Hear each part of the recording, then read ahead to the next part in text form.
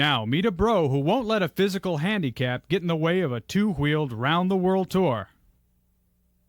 My name is Dave Barr, and I've just completed a journey around the world that has taken me from the bottom tip of Africa to the highest point of Europe, the North Cape in the Arctic.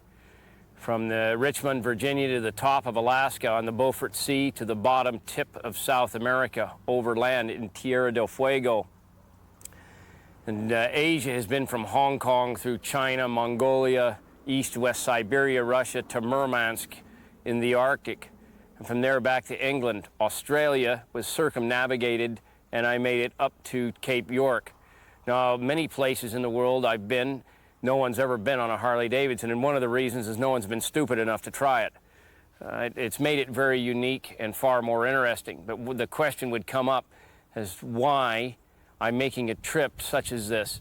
The answer to that would go back to August 29th, 1981. While traveling in a light vehicle in southern Angola, we ran over a landmine.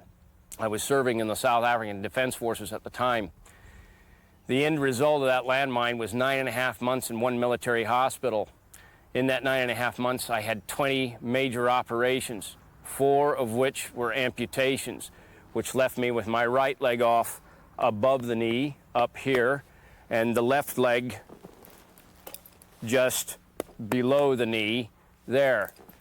All right. I'm deaf in one ear. I have burns over arms, hands, back, all right, and a partial hearing loss on the other side.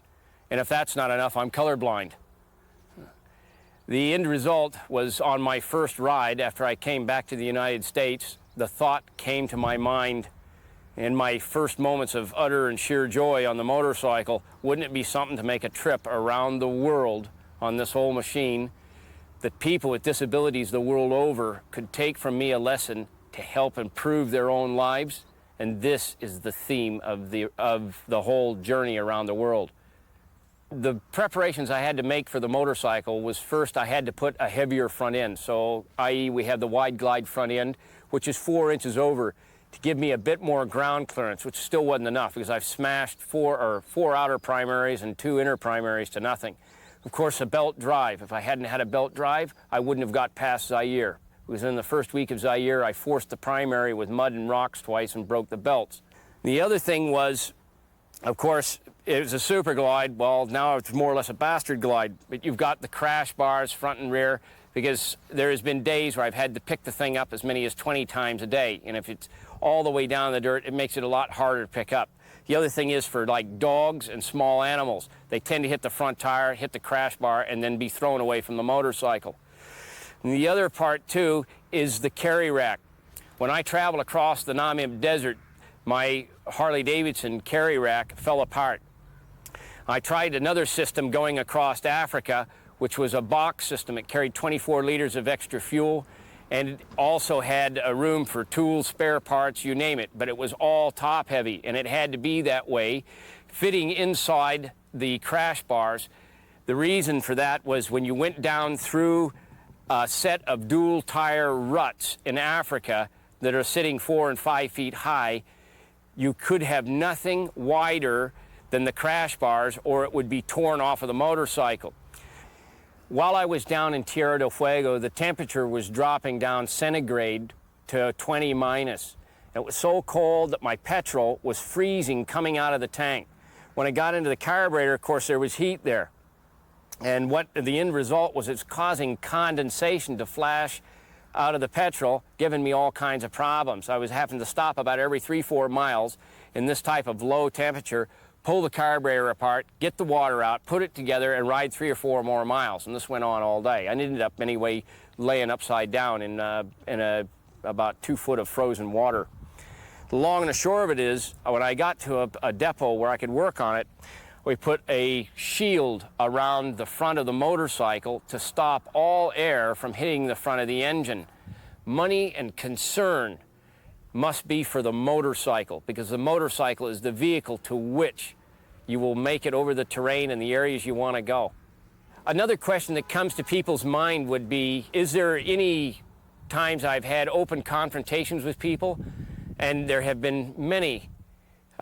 Two times that particularly stick out in my mind is once when I was in Zaire. I was passing a Zairean army camp and I fell down in the mud, of which there's mud everywhere across the northern part of the country. There's no paved road. And while I was laying there in the mud, all the soldiers come running out with their rifles pointed at me, and I got upset about it. It irritated me, and I pointed at him. I says, "S'il vous plaît, messieurs, petit aide, give me a little help." You know, and I said it in such a commanding manner that they went over and they stacked their rifles, and they came back, got into the mud, and helped lift the motorcycle up. And the way it was loaded, it was about 900 pounds, okay, riding through places like that. And once they got the motorcycle up, they had to then plow it out of the mud. I come out of the mud, and when they saw I had a disability, the sergeant made them all line up, and he saluted, and I went and reviewed the troops and shook hands. And funny enough, the last fellow in the line in broken English said to me, you know, "God go with you." And certainly I needed his help. Another time that comes to mind right off the bat is out in the Sahara, where I had crashed down in a low area and let off the throttle. When you do that on that sand and you lose way, the motorcycle stops immediately. Of course you don't, and I come hurtling over the handlebars. After sitting there for a couple of hours out there in the middle of nowhere by myself, a couple of Tuaregs come along on camels. Now, broadswords up the back, knives, the whole 9 yards. They get off the camels and they walk over. No words were spoken. We all of us started pushing and digging to get the motorcycle out of the sand and back to hard ground. Once that was done, they made the universal sign for money. Now, generally, I pass out ballpoint pens to people that help me, but I could tell these two bastards didn't want ballpoint pens. So I gave them all the Zairean money that I had, which was about $3.50, and that's a lot of money to these people. Then one of them grabbed my jacket, and I thought, to heck with that.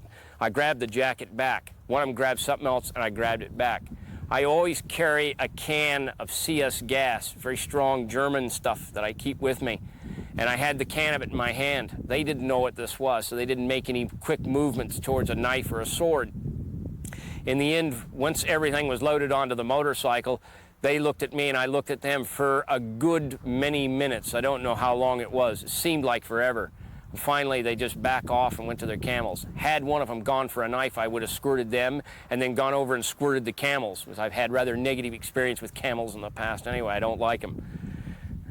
I've been from the low and high points of the 6 continents in the world, things that are very unique and incredible. I've traveled across the Sahara Desert and the Namib Desert, the Gobi Desert, to name a few of the major places.